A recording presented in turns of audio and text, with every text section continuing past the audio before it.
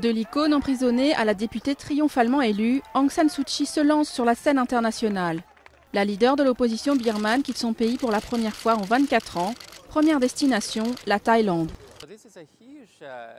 C'est une visite immense, symbolique et aussi essentielle parce qu'elle va marquer les débuts d'Aung San Suu Kyi en tant que femme d'État internationale. Elle ne va plus être seulement une icône encourageant la démocratie depuis sa résidence surveillée en Birmanie, mais elle va maintenant parcourir le monde. Suu Kyi et son pays ont vécu des changements spectaculaires en très peu de temps. En novembre 2010, elle était libérée après un total de 15 années enfermée. Depuis, des centaines d'autres prisonniers politiques ont retrouvé la liberté et le nouveau régime a entamé des réformes politiques majeures.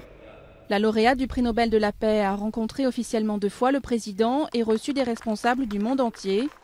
En avril, son parti est devenu la première force d'opposition au Parlement après des élections partielles qui l'ont propulsé député pour la première fois.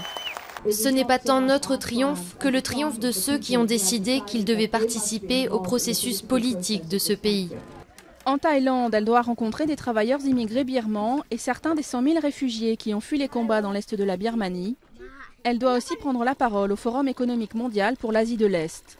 Quant au président birman, il a préféré reporter une visite en Thaïlande qui aurait été éclipsée par celle de Suu Kyi, ce que la dame de Rangoon devrait essayer d'éviter à l'avenir.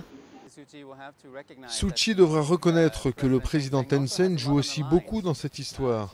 Elle ne veut pas le coincer ni l'embarrasser, et il doit lui rester un peu de place. Lui aussi prend des risques dans ce processus.